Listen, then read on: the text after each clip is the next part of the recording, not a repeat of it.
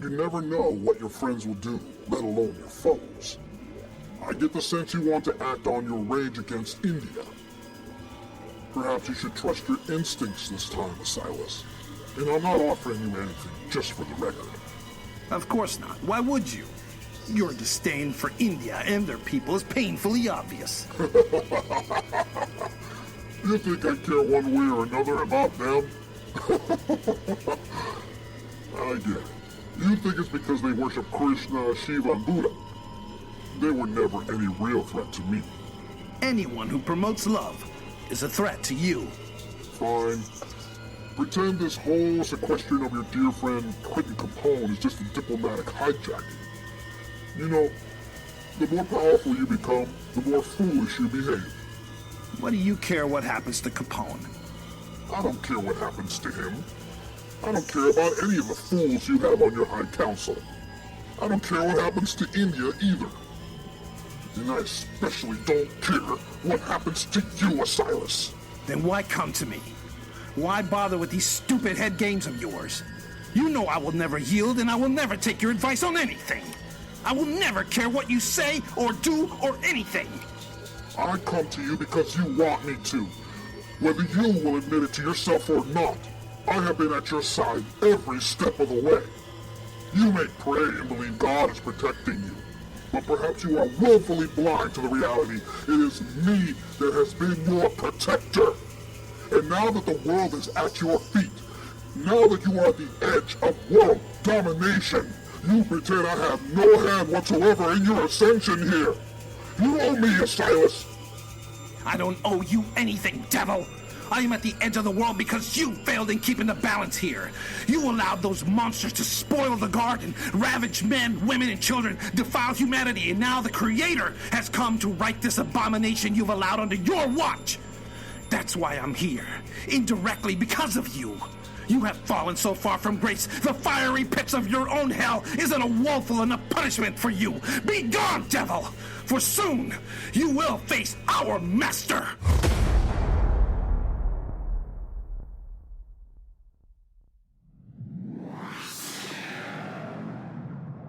New Kingdom Radio Theater.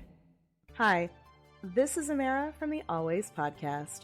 I want to make sure you know about another awesome show, the MacGyver SG-1 audio series. His eyes darted over to Jack's weapon. Sam, start taking all the gunpowder out of these bullets.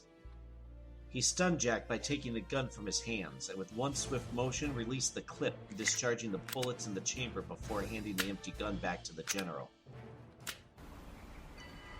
As he verified the bullets loaded, he could see the disappointing glare of his brother in the seat next to him. What? This again? I don't like guns, Jack. Yeah, me neither. I like getting shot a lot less. Subscribe and review today on Apple iTunes and like the Facebook page to keep up on all the latest episodes. I've been catching up on past episodes, and you don't want to miss it.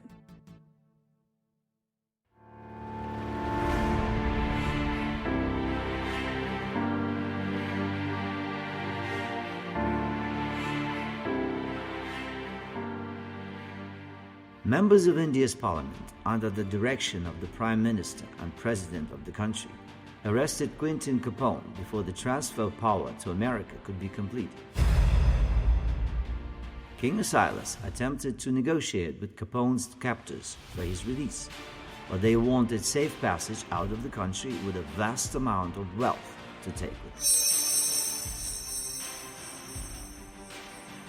Asilas did not accept their demands and warned them if they did not hand over Lord Capone within 24 hours, he would send in a team of knight Spartans to track them down and kill them and their entire family.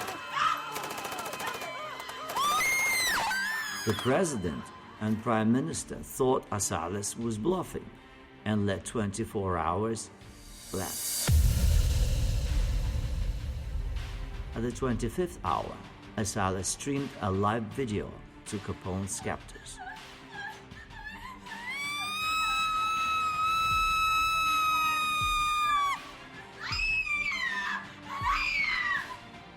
The president and prime minister's wives and children were being held captive in their own homes by the Spartans. Asilas told the man if Capone was not released within the hour, the Spartans would set their homes on fire and burn their families alive.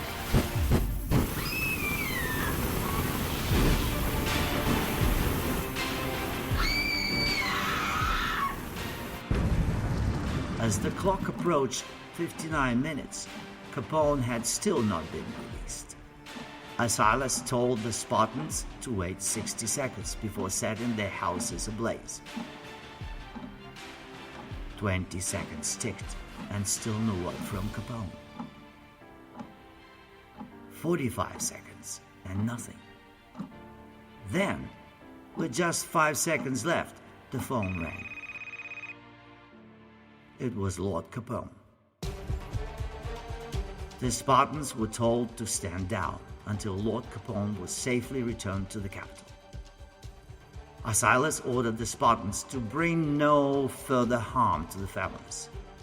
But when the Prime Minister and President returned to their residences to reunite with their families, the Spartans were waiting and assassinated them by using a katana across their bellies, spilling their intestines on the steps of their immaculate homes.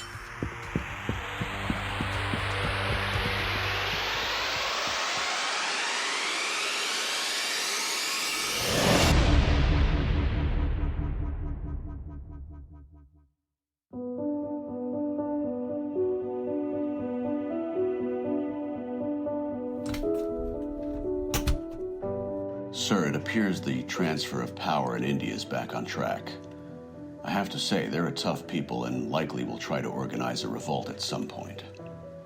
But for the most part, the citizens have warmly embraced Your Majesty, and many are eager to join in the fight against the Drax.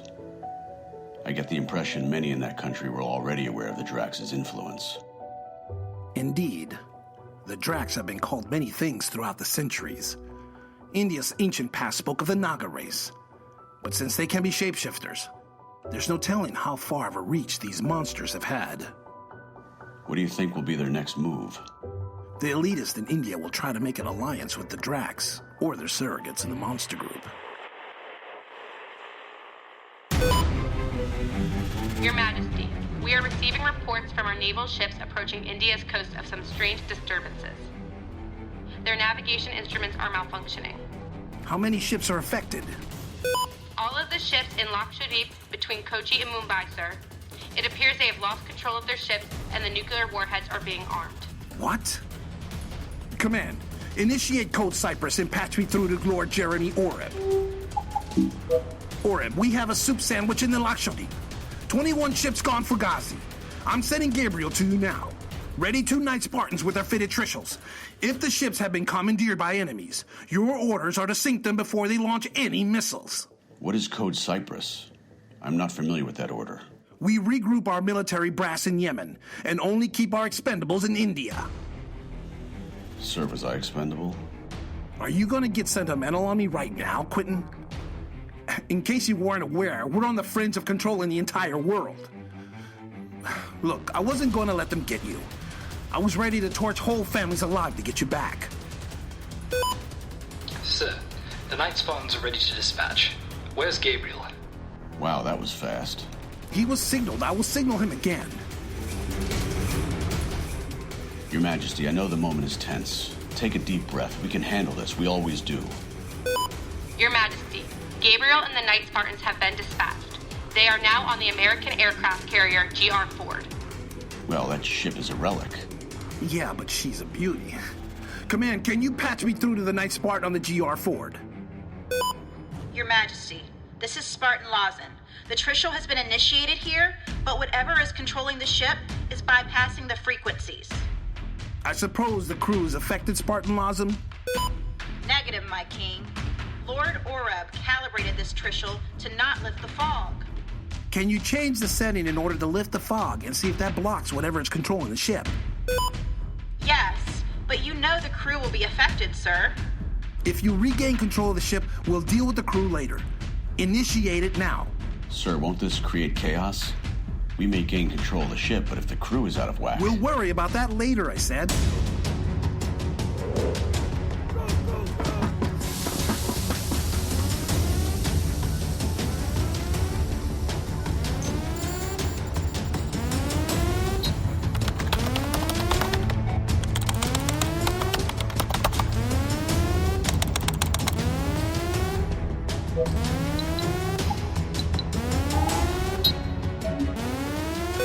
Sir, it looks like we have successfully blocked whatever commandeered the GR Ford. However, the crew's fog has been lifted and are beginning to show signs of their happy stage. This means they're more concerned with singing and dancing than they are steering the ship. Spartan Lazen, I'm ordering Lord Aura to transport some commos to take control of the ships, each with 2 Spartans to help keep order. Sir, the crew doesn't become dangerous for another 24 to 48 hours. I know, but I'm not taking any chances. Plus, once they do, it may turn into chaos.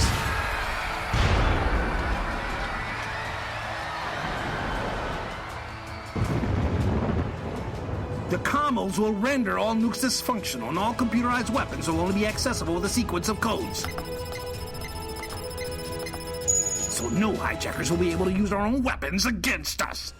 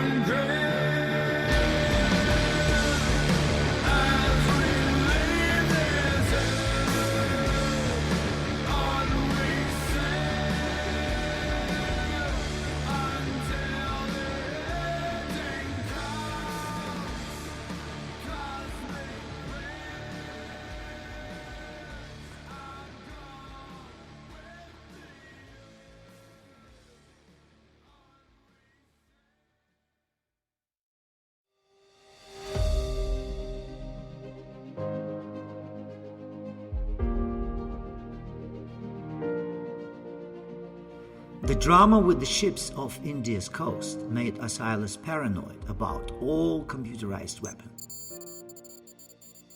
Access to launch codes were restricted, unlike anything before.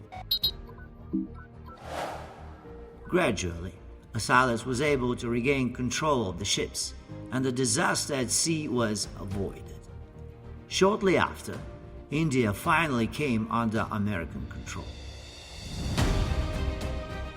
Asilas set his sights on Australia, the last of the standalone countries outside of Europe, Africa, and Asia.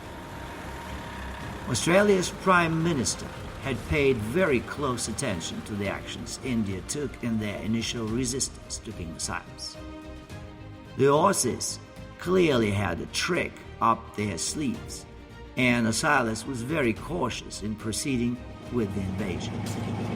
Go, go, go! The island continent was surrounded by naval forces from around the world, all under the command of King Asilas. Australia seemed pinned and isolated, but showed no signs of surrender or of initiating an attack. Asilas did not give a harsh warning, but instead sent Lord Anna Patricia Shelley to meet with the Australian Prime Minister to negotiate terms for a peaceful surrender. The Prime Minister expressed little interest in such a negotiation, and when Shelley arrived, she was captured by Drax warriors and taken to a secret base just west of Brisbane in the province of Queensland. The Drax live-streamed a video feed from their secret location showing Lord Shelley in chains and suffering grotesque torture at the hands of Lord Joshua Jackson, who appeared to be in a trance. Asilas and Oreb watched in horror as Jackson, with bleeding red eyes, took a knife and amputated 3 of Shelley's fingers, one by one.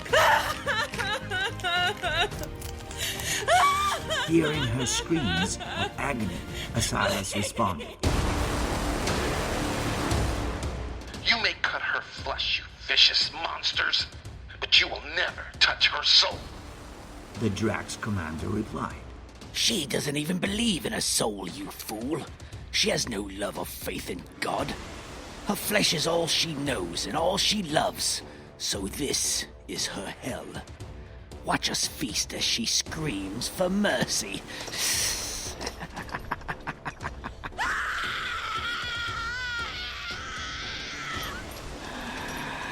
You still have 7 fingers left. No need to pout. I have to admit, your screams are delicious. I see why Asilas loves you so much. You're wasting your time torturing me. America is going to crush you. And Asilas is going to shred you alive. Aha, you see? He does love you. How long before he sends his pathetic Spartans to save you? For all you know, they're already here. You are feisty, Lord Shelley. You know, I'm getting hungry again. I think I'll have 3 more of your fingers. Let's video it and send it to your stupid king. If he's already here, maybe we can have a face-to-face meeting a little quicker than expected.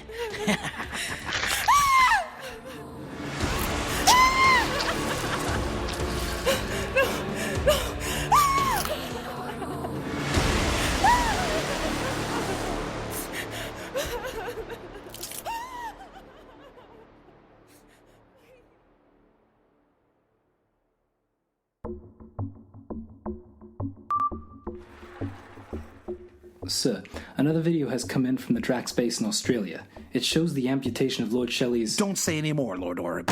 I'm sick to my stomach about what is happening to Lord Shelley. We'll get her back, sir. We should discuss our options at the High Council meeting, which we are now running late for. We'll show them the video because I want everyone to see what those monsters do to a member of our High Council. Lord Shelley is resilient, sir. She won't be easy to break. They can try, but I know she can handle whatever they throw her way. We need to make a move sooner rather than later, Jeremy. Her life depends on it.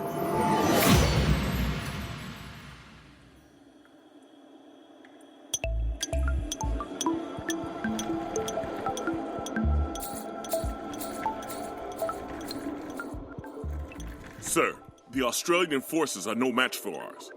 We should just go in, guns blazing, and take them out. And if we can save Lord Shelley in the process, then we will. Lord Shelley is one of us. How would you feel if we decided not to save you if you were captured? If there's a chance to rescue Lord Shelley, then we should try. She helped us to get here to this point. We'll need her the rest of the way. I agree. Lord Shelley is immensely important in our campaign, but we shouldn't decide our actions based on emotions. Even she would advise against that. Well, from the financial standpoint, Australia's resources are vastly overrated. I don't see why we don't just use the Trishul to take them out, like we did with so many other countries.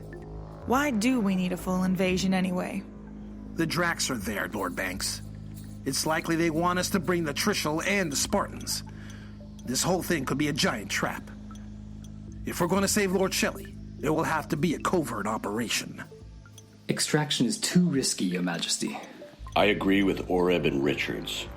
It wouldn't take us long to conquer them. Perhaps we should just nuke them and get it over with. If we nuke them, then there's no chance Lord Shelley will be rescued. And we'll be murdering millions of people unnecessarily. Your Majesty, isn't there a way for Gabriel to teleport to Lord Shelley and bring her back? Surely there's a way to find her location. I mean, we all have a chip transponder inside all of us. Lord Roberts, we already know where Lord Shelley is. We have the coordinates. That is not the issue. If we send Gabriel, the Drax will be waiting for him, and they have already captured him before. We can't risk losing Gabriel. He's just too valuable. Sir, why can't we have access to Gabriel's teleportation device? Surely we can develop one of our own. Perhaps we can just copy it. We tried that already too, Lord Roberts. There are some things we just do not have the capability to do. And what's worse, if the Drax ever get a hold of that chip transponder you alluded to, they could reverse engineer it and find any and all of us. You understand? We can't wait any longer. We have to decide now. This council must render a decision on a course of action, and I will decide to execute it or not. The stakes are too high, and every moment that passes, we risk the Drax finding her transponder.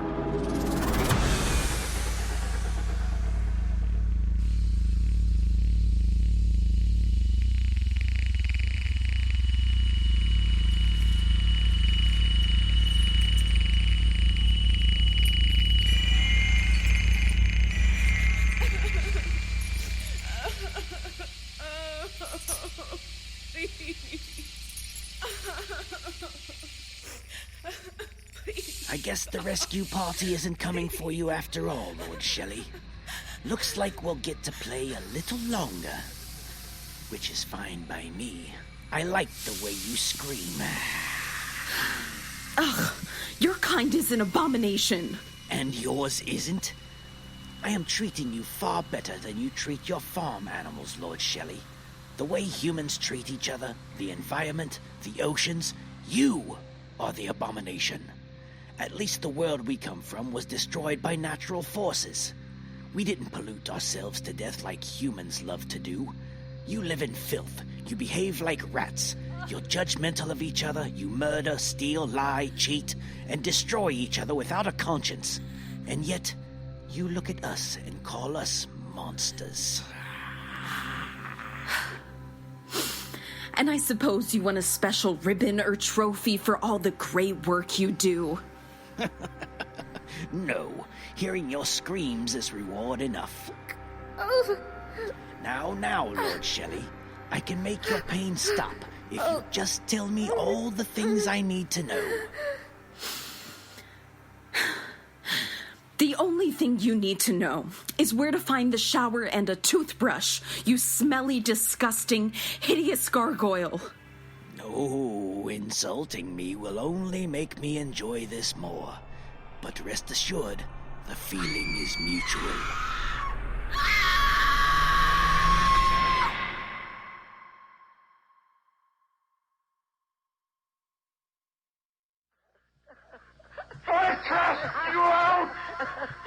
unclean spirit! Show it up your ass! In the name of our Lord Jesus Christ!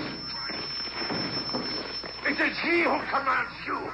He who flung you from the heights of heaven to the depths of hell! Be gone! From this creature of God! Be gone! In the name of the Father, and of the Son, and of the Holy Spirit!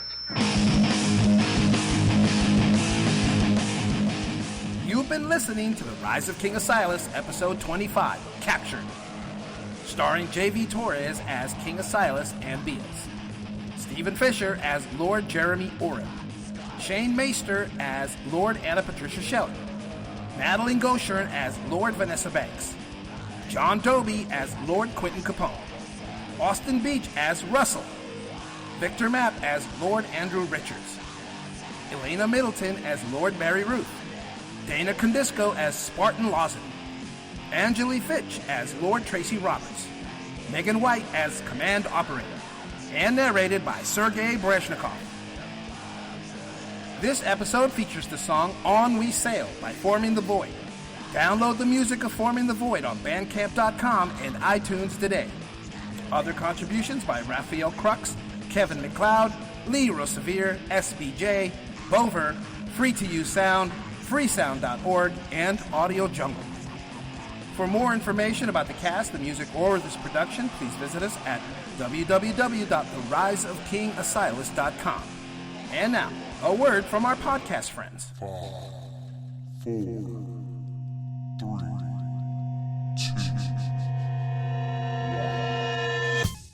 727 is a conspiracy comedy podcast. We look into the craziest conspiracies and theories and all the fake news to try to make you laugh.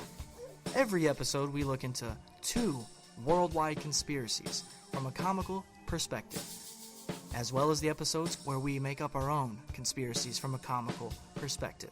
Tune in on your favorite podcast player today. And when I say favorite podcast player, I mean all of them. CastBox, Stitcher, Spotify, Apple, and I guess iTunes if you want to call it, right? iTunes, it's still iTunes. Thanks for listening, and now back to your regular scheduled programming. This has been a production of the New Kingdom Radio Theater in Baltimore, Maryland. Copyright 2019. And stay tuned for episode 26.